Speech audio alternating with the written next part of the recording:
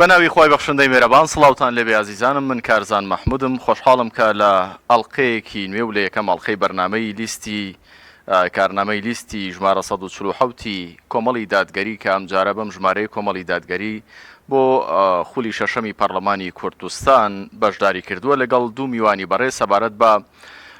کارنامەی لیستی کۆمەڵی دادگەری و ئەو نیەت و پرۆژە و ئامانجانی کە هانە لە پەرلەمانی کوردستان بە پشتیوانی خی گەورە کە چوونە پەرلەمان چی دەکەن و گرنگی ئیسپاتی ئیسلامیەکان بە تایبەت پەرلەمانتاری ئیسلامیەکان کە خاوەنی ئەجێندا و ئایدیایی سربەخۆی خۆیانن خاوەنی پرۆژەی خۆیانن تا چەند گرنگە لەم دۆخە ڕاگوزەری ئێستا کە ناوچەکەی بەگشتی و هەرێمی کوردستان و عێراقیشی بە تایبەت گرتووەتەوە کە خەڵکانێک پارێزگاری لە کۆمەڵێک بەهای کۆمەڵاتی بکەن تا چەند وجودیان لەوێ گرنگە ئەمانە و کۆمەڵێک بابەتی دیکە لە ماڵقەی بەرنامەی 1940 بە میوانداری هەرێکە لە بەڕێزان مامۆستا عیرفان عوسمان کاندیدی ژمارە 4 کۆمەڵی دادگەری بۆ هەڵبژاردننی خولی شەشەمی پەرلەمانی کوردستان بازنەی سلێمانی هەروەها مامۆستا بەدریە سیوەیلی کاندیدی ژمارە 15 کۆمەڵی دادگەری لە بازنەی سلێمانی دەکەین بەخێربێن مامۆستا بەدریە بەخێربێن مامۆستا عیرفان بەخێربێن گەورەتان کردین خۆشحاڵ بووین یاخوا بەخێربێن هیوادارم ئینشاڵڵا بەرنامەیەکی خۆش بکەین مامۆستا عیرفان دێمە لای بەڕێستان سەرەتا دەمەوێت بزانم کە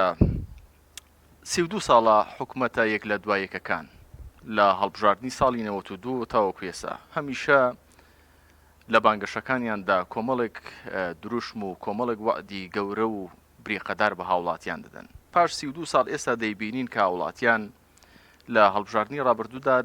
نسبەی لە 34 لە 35 بۆ پەرلەمانی عێراق دەنگیان داوە لە سەدا نزیکی 75 هاوڵاتیان تۆڕن و بەشداری کارای سیاسی ناکەن بەهۆی ئەم جوت حزبی دەسەڵات چی وای لە هاوڵاتیان کردووە کە بەم شێوازە تۆڕە بن بەم شێوازە لە دەسەڵات ناومێت بن کە لەم بانگەشانی لە کاتی هەڵبژاردندا دەیکەن هیچ هەستێکیان ناجوڵێ ینی تەواو بێمتمانە بوون بە دەسەڵات بڵێ کاکەرزان سەبارەت بە تەمەنی 32 ساڵەی پەرلەمان و حکومڕانی دوو هێزی دەسەڵات کە لە کوردستان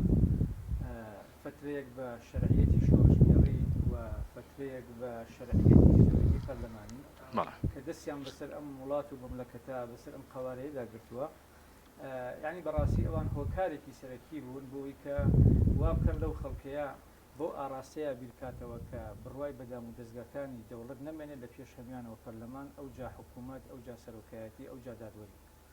ئەمە یعنی بەڕاستی گەورەترین لێکەوتەی خراپە کە لە مێژووی سیاسی و ئیدارەدان و بەڕێوەبردننی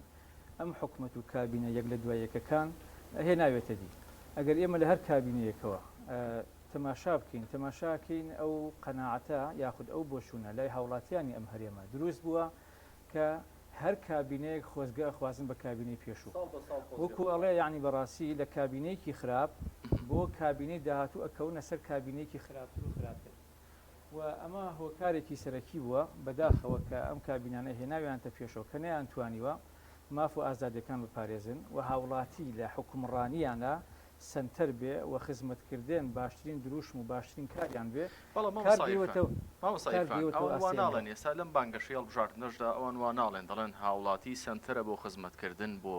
هەموو ئەو ئەرکانی کە حکوومەت کە لە داهاتوودا دێتە سەرشانی بەرامبەریان ئەوان دەڵێن ئامانجی ئێمە هاوڵاتیە قەزەی نیشتیمانیان بەرز کردوتەوە قەزەی خزمەتگوزاریان بەرز کردوتەوە لە هەڵبژاردننی خولی ڕابردوو هەلی کارێکێک بوو لە بانگەشە گەورەکان یەکێک لە هێزە دەسەڵاتدارەکانی هەرێمی کوردستان ینی بای ئەوە کردویانە بە وڵاتیان جارێکی دیکە باوەڕ بۆ دەسەڵاتە بکەن من قەناعەتم وایە لە هەڵبژاردن دروشم هەیە پەیام هەیە هێزە سیاسەکان دەیگەن بەڵام بە نیسبەت ئەم دوو هێزەی کە لە دەسەڵاتان باوەڕم وایە هیچ هاوڵاتیکی ئەم هەرێمە نیە کە ئەو بەڵێنانەی ئەوان بە پەیام یا بە دروشم تێبگا بەڵکو بە پرۆپاگەندەی ئینتیخابی تێگا پرۆپاگەندەش بۆ خۆی نیوەڕۆکتی بەتاڵە درۆ دەلەسەیەکی ڕوتە چونکە کێ دەستی گرتوون کە وەکو بڵێ پەیمانەکانی جاری پێشویان پەیامەکان دروشمەکانی جاری پێشویان ئەو ئیدعانی کە لە هەڵبژاردنەکانی پێشویان داویانە بۆ خەڵکە بۆنیان هێناوەتە جێ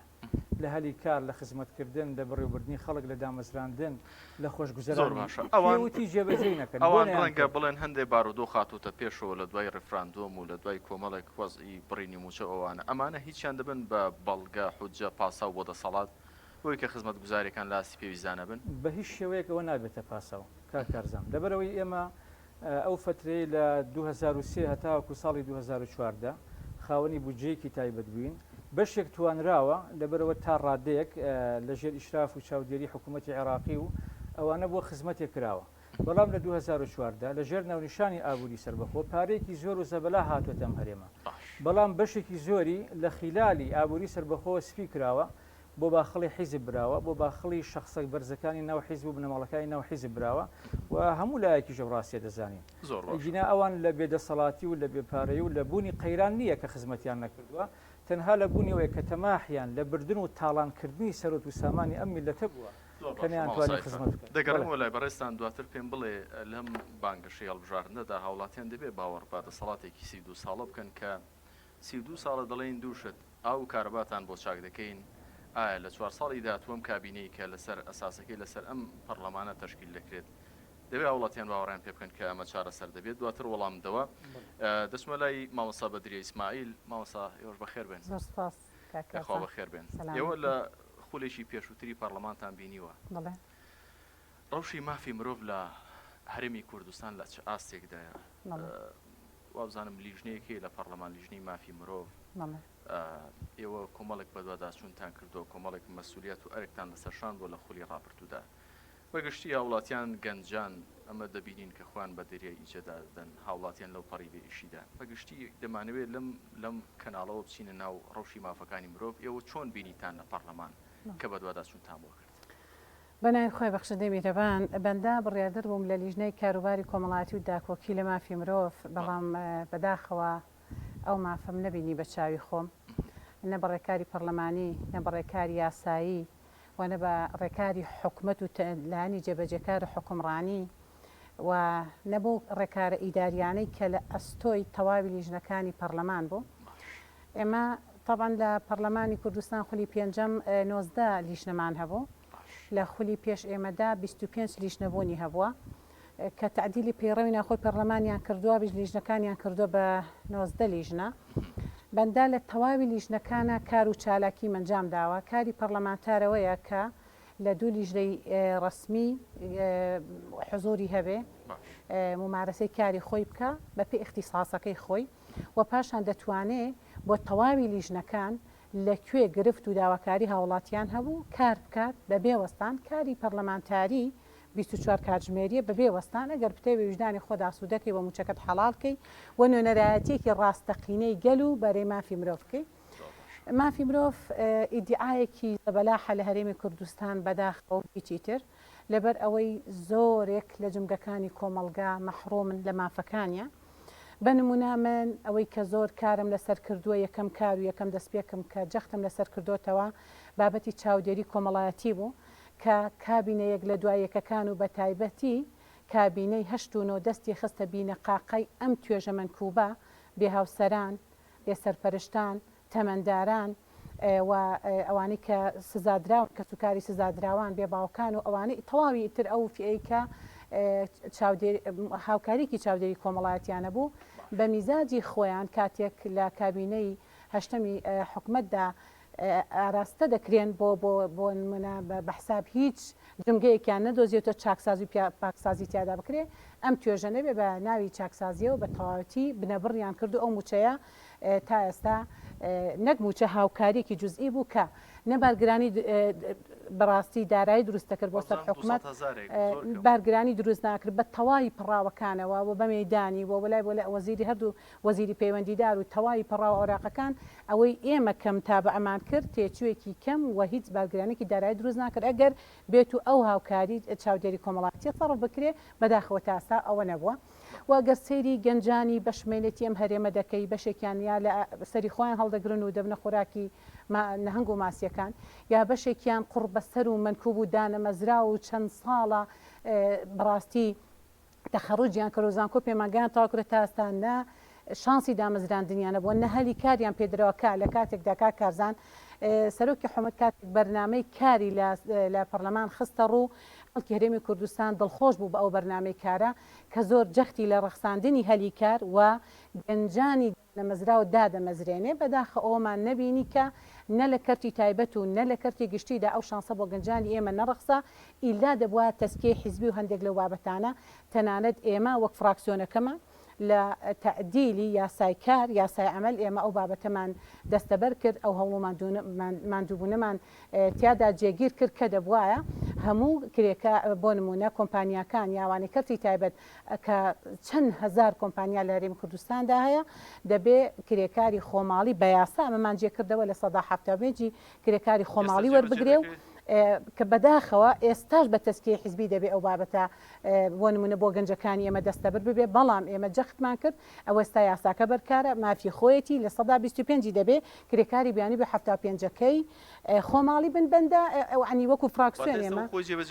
نەخێر ئەو یاسا ئەو هەموو جارێک ئەومانوتە کاکارزان فەراغ یاساییە بەس جێبەجێکردن لێرە ئەو هەیە ئەو پرسیاری من بوو. ئەوە جێگەی پرسیاری منە بەڕاستی ئەو حەقە بە من دەبام پرسیارەکە لێرەدا ینی بەڕاستی بینەران ئێستا ئێوە دەبینن وەکو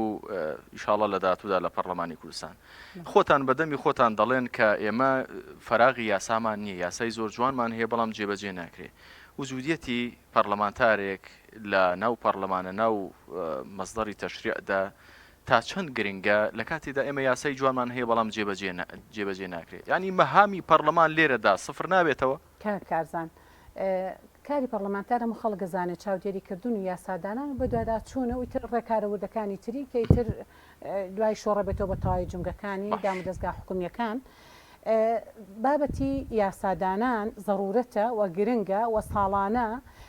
جاری وایە ضرورەتی کۆمەلگا ضرورەتی پێداویستیەکانی کۆمەلگا وا دەکات یا دەبێ هەمواری یاسا بکریا دەبێ یاسا بۆ بابەتێک دەربکرێکە بۆ نمونە خەڵکی ئەم هەرێمە هاوڵاتیانی ئەم هەرێمە گەنجانی ئەم هەرێمە هەر یەکە بۆ نمونە بە پێی جونگەکانی کۆمەلگا پێویستی بە دەرکردنی یاسایە بە نمونە ئێمە باس لەوە دەکەین بۆ دەبێ گەنجانی بەشمەینەتی ئەم هەرێم مەحرومن لە دامەزراندن هاتین لێرەدا بە یاسا جێگەمان کردەوە کە ئەمە بابەتێکی گرنگە و مافێکی یاساییە بۆ تەواوی دەرچوانی دانەمەزراوی ئەم هەرێمە دەرچوانی زانکۆ و پەیمانگاکان کە چەند هزار خوێندکاری دانەمەزراومانند کە بەم مافە یاساییە مەفروزە جگەلەوەی کە پێویستە لە کەرتی گشتیدا حکومت ئەو مافیان بۆ دەستەبەرکە بەداخەوە هەتا ئێستا سێیەکەمەکەی هەرێمی کوردستان تەنها بایۆمەتریان پێکردون و هیچ ئاسەوارێکی چۆن دڵخۆشکەر نییە بۆ ئەوەی کە ئەمەش بانگەشی هەڵبژاردن نییە بەڵێ بانگەشی هەڵبژاردن نییە ئەم بایۆمەتریان پێکردوون وڵاجا پێ چێوەشەرەوە بێبەزیتر ئەوە چەند تقریبان لە 2022ەوە ئێمە کە لە پەرلەمان جەختمان دەکرد بە چەند ڕێکاری پەرلەمانی و یاداشت و هەموو ڕێکارە پەرلەمانیەکانمان گرتەبەر تاوەکو ئەو مافا بۆ سێیەکەمەکانی هەرێمی کوردستان دەستەبەر بکرێ ئەوە بوو بڕیاردرا بەڵام لەو ڕۆژەی بڕیارەکە دراوە تەنها بایۆمەتریان پێکراوە بەداخەوە تا ئێستاوە نەبووە سەبارەت بە یاسا کاک کارزان من دەڵێم یاسا دەرکردن لە پەرلەمان کە بەڕاستی پەرلەمان شوێنی یاسا دەرکردنە زۆر گرنگە ضرورەت و ئەخوازێک کە ئەو دامەزراوەیە بە بەردەوامی طبعا بە پێی دەستا و دەستکردنی تر هە 4 ساڵ جارێک ئەبدەیت ببێتەوە بێ ئەوەی پەک بخرێ بێ ئەوەی بۆ نمونە ئێستا لەگەڵ پەرلەمان پەککەوت حکومت ڕقابەی هەبوو جاران ئاواکەم تەرخەم کە ئێستا ڕقابەی ئەوەش نییە بۆیە مەفروزە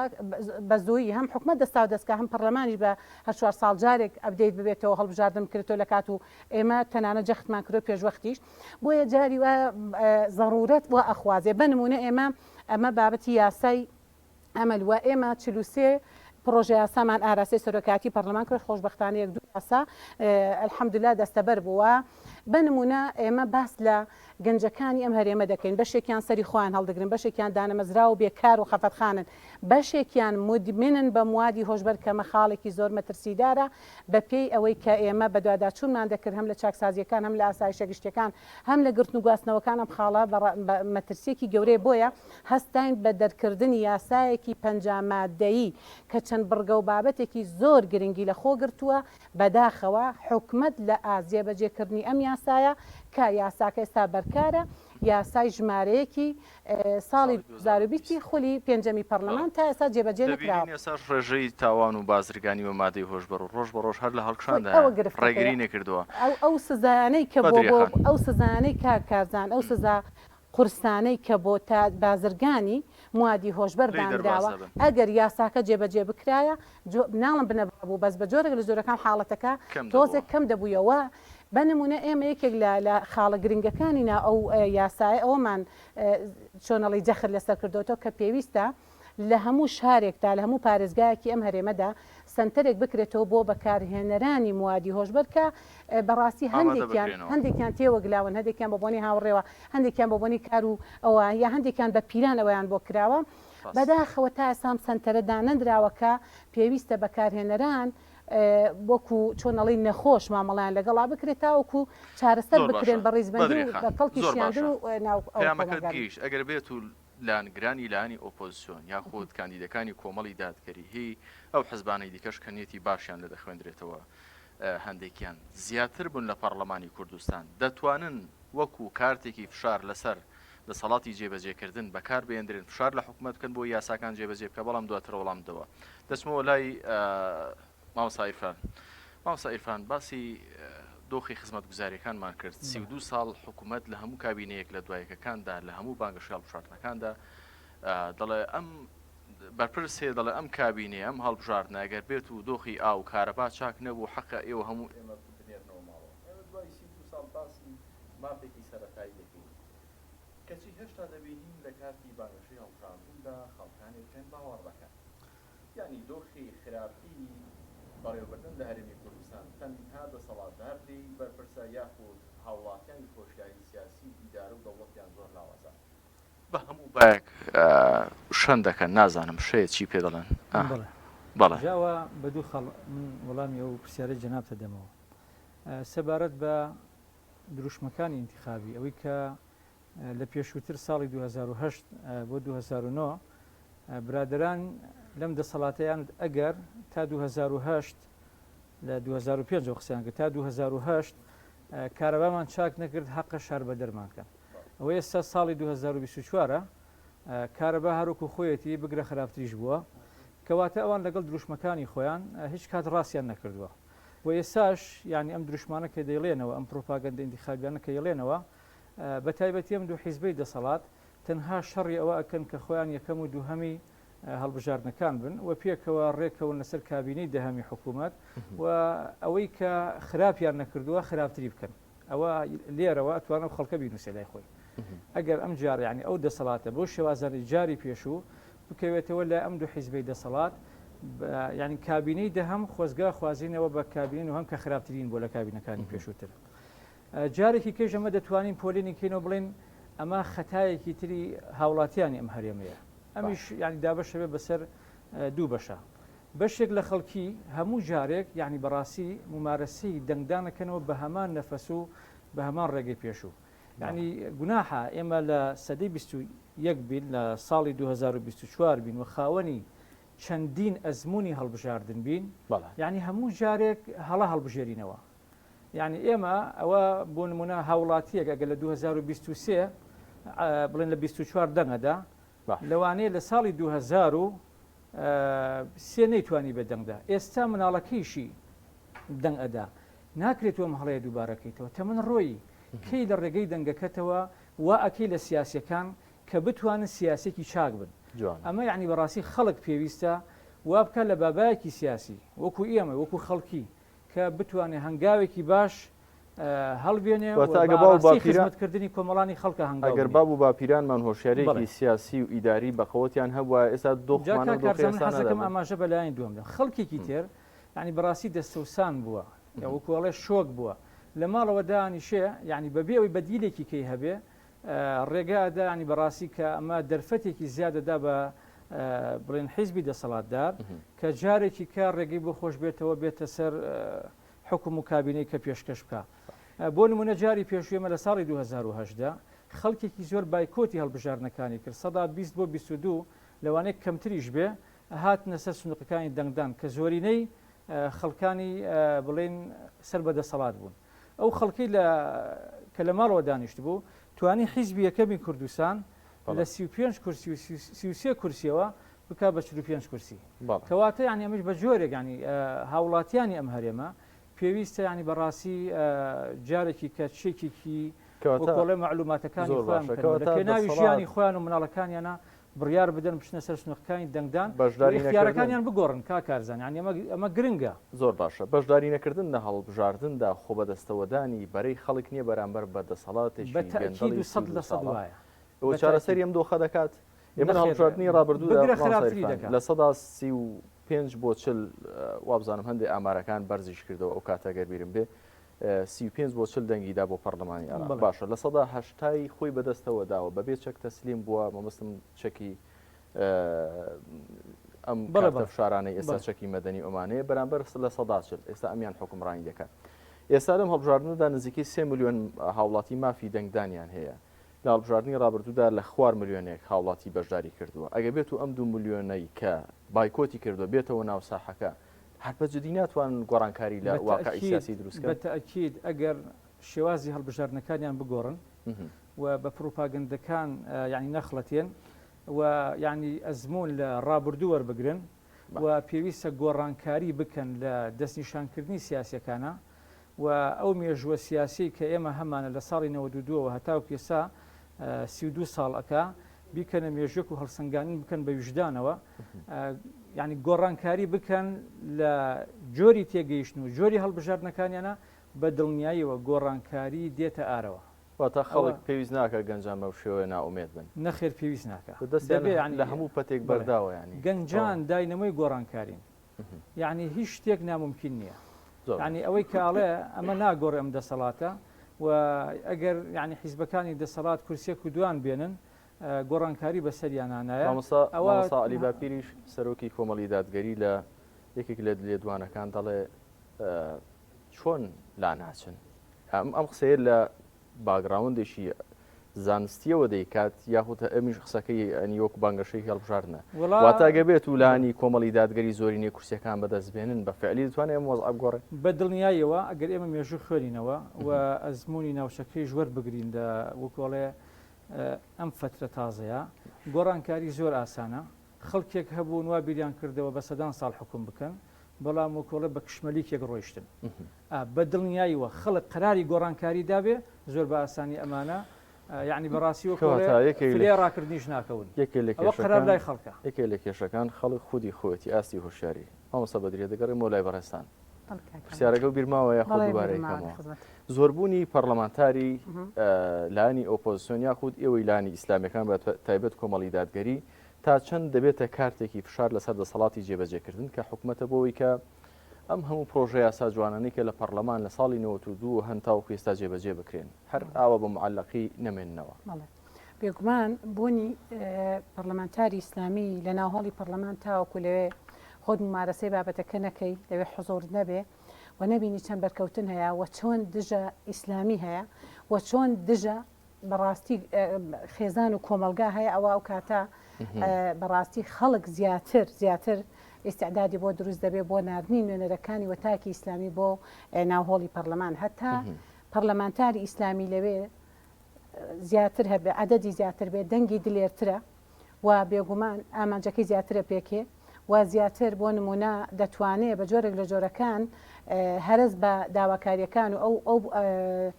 پلانە ژەهراویانی کە ئەوان هانە هەرسیان پێبێنن بە نمونە جەنابەت باسیەوە دەکەی زۆربوونی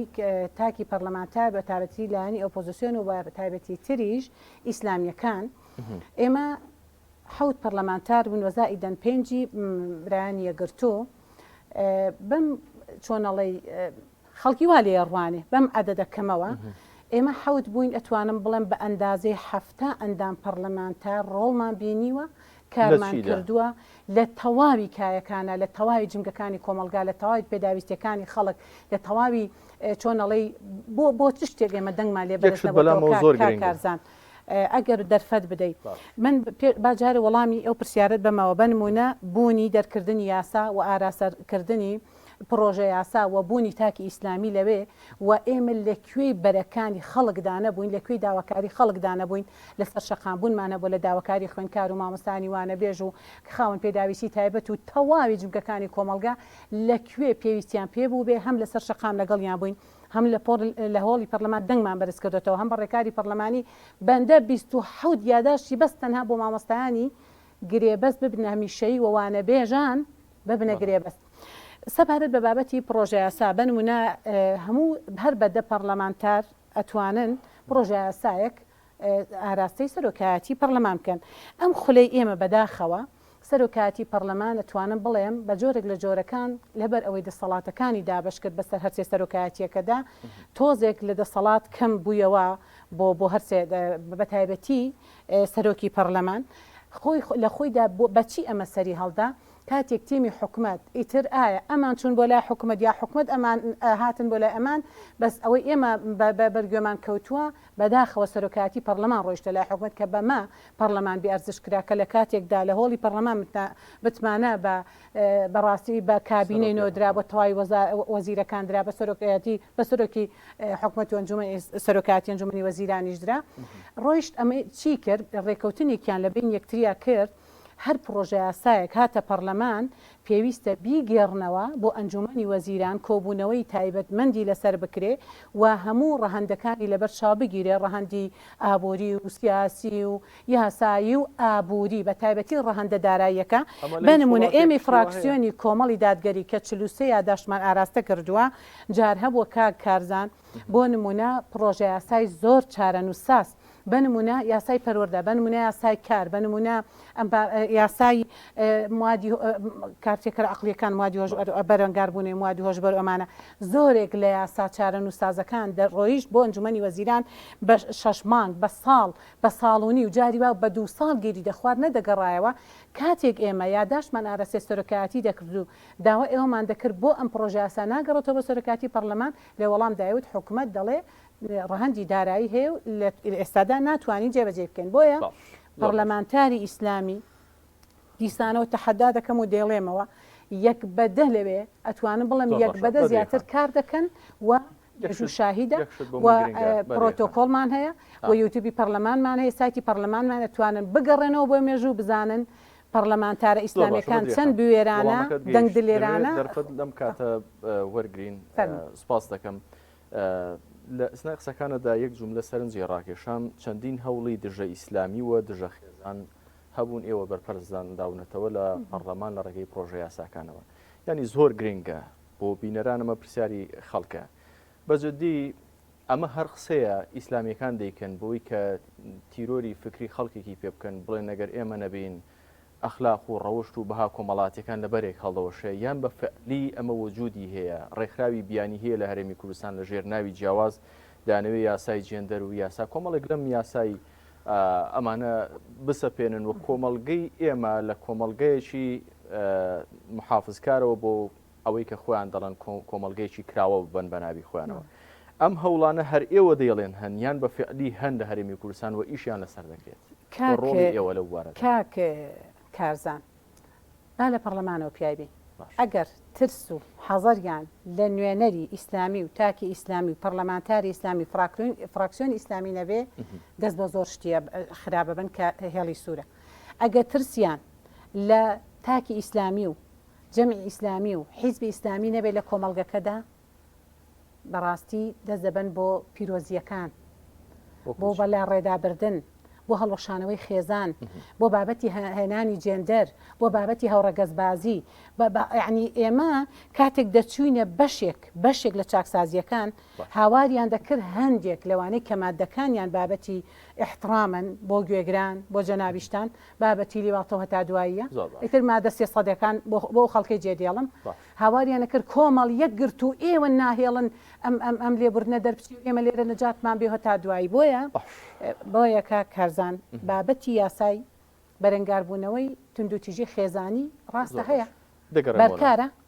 دەگەڕێمە وڵات دەمەوێت حەقی میوانەکەی تریشم نەخۆم سپاس دەکەم باسی ئەوەت کرد کە ئێوە چۆن دەتوان بەری پێ بگرن دەتوانن دواتر وەڵامدەوە باشە لە کاتێکدا ئێوە کەمینەن لە ساڵی 92 هەر کەمینە بوون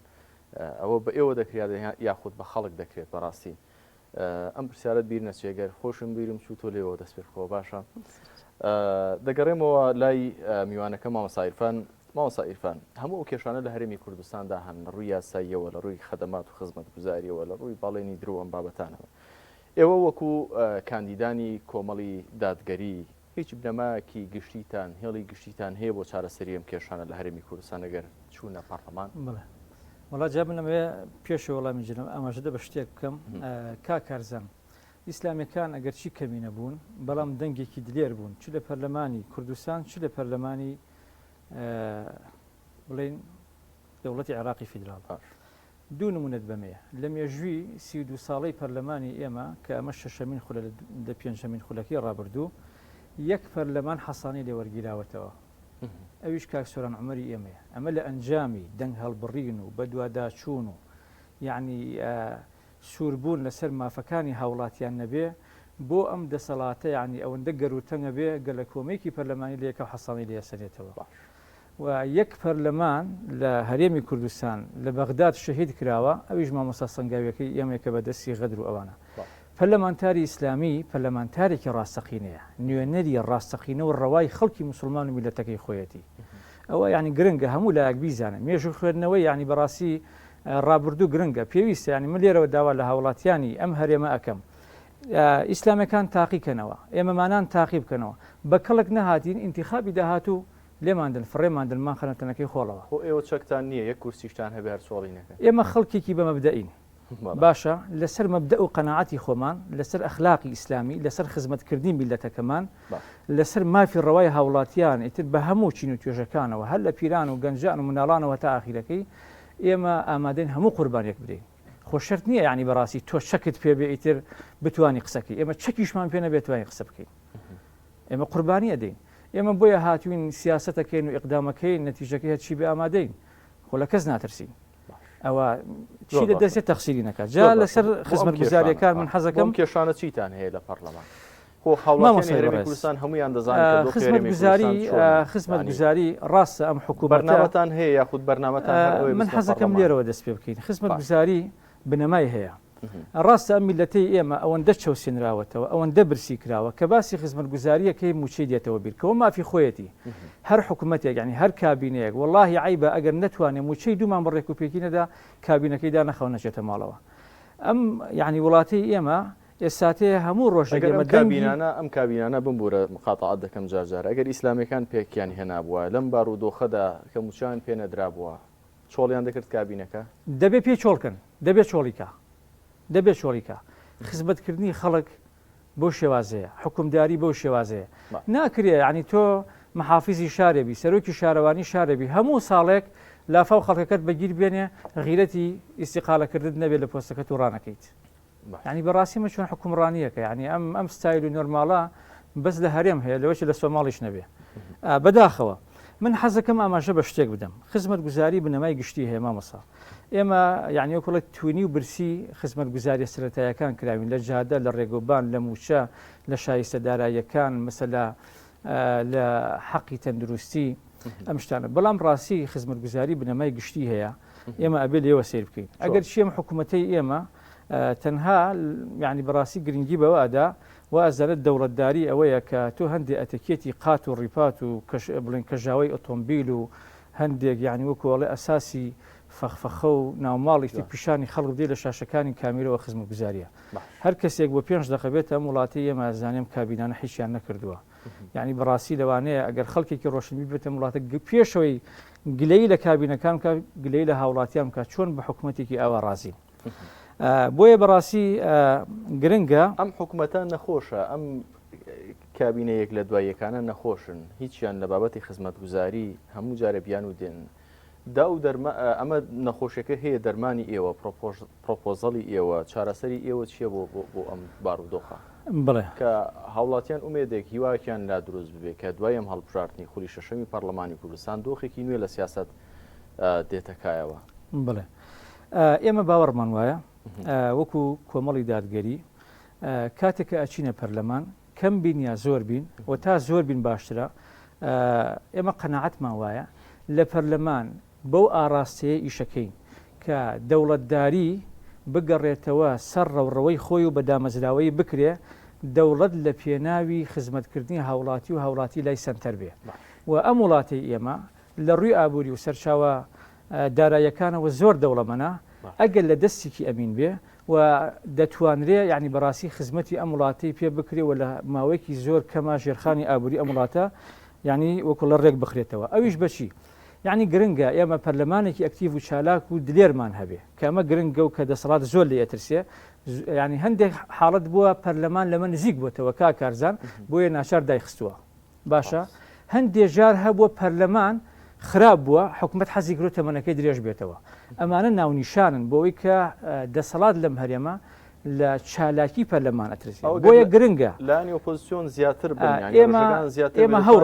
ئێمە هەوڵەدەین بۆی خزمەت گوزاریەکان ینی بەڕاستی بە ئاراستی خۆیان بڕوا پەرلەمانێکی ئەکتیڤ پەرلەمانێکی چالاک و یعنی